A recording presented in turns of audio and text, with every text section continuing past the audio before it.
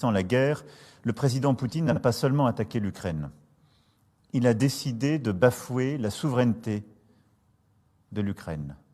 Il a décidé de porter l'atteinte la plus grave à la paix, à la stabilité dans notre Europe depuis des décennies. Nous avions anticipé ensemble cette crise en menant un dialogue exigeant. Et aux côtés de nos alliés et partenaires européens, nous avons tout fait pour l'éviter. Elle est là. Et nous sommes prêts. À cet acte de guerre, nous répondrons sans faiblesse, avec sang-froid, détermination et unité.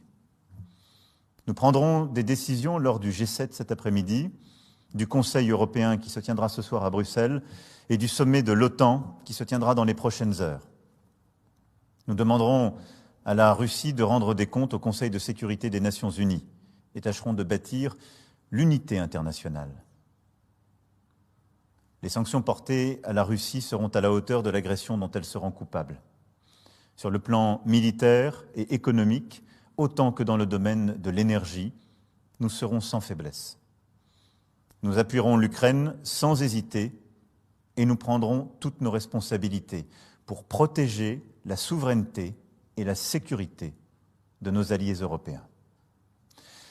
Mes chers compatriotes, les événements de cette nuit sont un tournant dans l'histoire de l'Europe et de notre pays. Ils auront des conséquences durables, profondes sur nos vies. Ils auront des conséquences sur la géopolitique de notre continent. Et nous saurons ensemble y répondre. Je veux vous dire ma détermination à vous protéger sans relâche. Protéger nos compatriotes exposés en Ukraine, protéger tous les Français et prendre les décisions qui s'imposeront quant aux conséquences directes et indirectes de cette crise. En ces heures troubles, où renaissent les fantômes du passé et où les manipulations seront nombreuses, ne cédons rien de notre unité. Unité autour de nos principes de liberté, de souveraineté et de démocratie. Ces principes nous ont fait et continuent de nous tenir ensemble. Un message de ma part sera prononcé demain au Parlement et je reviendrai vers vous dans les heures qui viennent afin de vous tenir informés de l'évolution de la situation et des décisions que je serai amené à prendre. Vive la République et vive la France.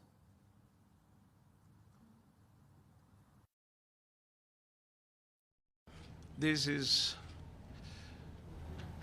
the saddest moment in my tenure as Secretary General of the United Nations. I started this meeting of the Security Council addressing President Putin and telling him from the bottom of my heart, stop your troops from an offensive to the Ukraine, give peace a chance because too many people have already died.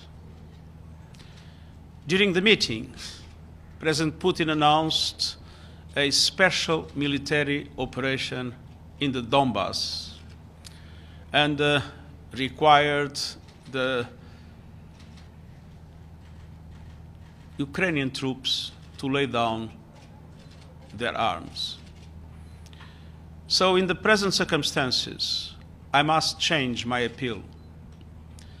And I must say, President Putin, in the name of humanity, bring your troops back to Russia. In the name of humanity, do not allow to start in Europe what could be the worst war since the beginning of the century. What is clear for me is that this war doesn't make any sense.